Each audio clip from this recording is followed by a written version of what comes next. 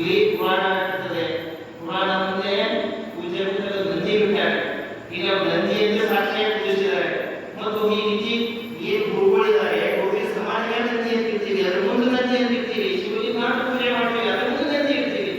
ನಮ್ಮ ಮನೆ ಜಗಲಿಗೆ ನಾವು ನಂದಿ ಪೂಜೆ ಮಾಡ್ತೀವಿ, ನಾವು ಆಚರಣೆ ಇದ್ದೀವಿ ಅಂತ ನೀವು ಅರ್ಥೈಸೋಸ್ಕರವಾಗಿ ಇದನ್ನೇ ನಾವು ಅರ್ಥೈಸಬೇಕು ಅಂತೇಳಿ ಅವಾಚ್ಯವಾಗಿ ಅರ್ಥೈಸಕ್ಕೆ ಸಾಧ್ಯತೆ ಇದೆ.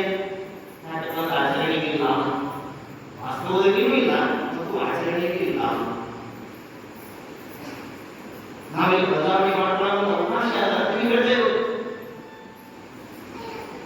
ಎಷ್ಟು ಭಕ್ತಿಯಿಂದ ಎಲ್ಲರೂ ತಂದುಕೊಳ್ಳಿ, ಎಲ್ಲ ರೈತರು ಕೂಡ ಎಷ್ಟು ಭಕ್ತಿಯಿಂದ ಪೂಜೆ ಮಾಡಿದ್ರು. ಇದೇ ನಾವು ಬೇರೆ ದೇಶಕ್ಕೆ ಹೋಗಿದ್ರೆ ಅವನೇ ಪೂಜೆ ಮಾಡಬೇಕು ಅಂತಾರೆ.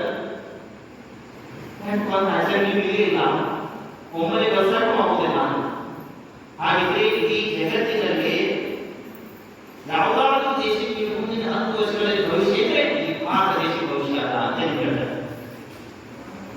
ಅದರಲ್ಲಿಯೂ ಕೂಡ ಈ ಭಾರತ ದೇಶದಲ್ಲಿ ಯಾವ ಒಂದು ಭೂಪ್ರದೇಶಕ್ಕೆ ಭವಿಷ್ಯ ಅಂತಂದ್ರೆ ಯಾವ ಒಂದು ಈ ಲಿಂಗಾಯತ ಧರ್ಮ ಅನ್ನುವಂಥದ್ದು.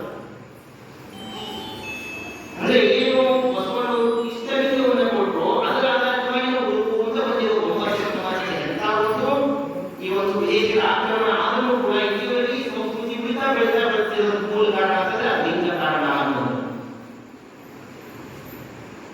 ಹಾಗಾಗಿ ಮತ್ತೆ ಅದರ ಆಧಾರವಾಗಿ ನಾವು ಒಂದು ಉಳಿದ ಪರಿಹಾರ ಕಟ್ಟುವ ಸಾಧ್ಯತೆ ಅಲ್ಲ. ಮೊದಲೇ ನಿಮಗೆ ಹೇಳ್ತಾ ಇರೋದು, ಯಾರಿಗೆ ಹಣ ಇದೆಯೋ ಈಗ ಎಲ್ಲೆಲ್ಲೋ ವಿದೇಶದಲ್ಲಿದ್ದಾರೆ, ಅವ್ರು ಮನೆಗೆ ಬರುವಂತ ಪರಿಸ್ಥಿತಿ ಕೆಲವೇ ದಿವಸಗಳಲ್ಲಿ ನಿರ್ಮಾಣ ಆಗ್ತದೆ. ಯಾಕಂದ್ರೆ ಇದು ತೀವ್ರಗೊಳ್ತು. ಈ ಪೆಟ್ರೋಲ್ ಡೀಸೆಲ್ ಮೇಲೆ ಎಲ್ಲಾ ಕಾರ್ಖಾನೆಗಳು ನಡೀತಾ ಇರೋದು.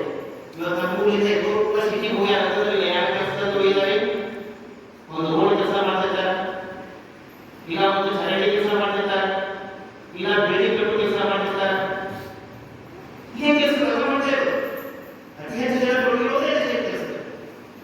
ಹಾಗಿದ್ರೆ ಲೈಸೆನ್ಸ್ ಮೇಲೆ ಅವ್ರಿಗೆ ಪೆಟ್ರೋಲ್ ಡೀಸೆಲ್ ಮೇಲೆ ಅವ್ರು ನಿಂತು ಅಂತಂದ್ರೆ ಹೋಗಲು ಎಲ್ಲರೂ ಕೂಡ ಬಜೆಟ್ ಹಾಕ್ಕೊಡ್ತಾರೆ.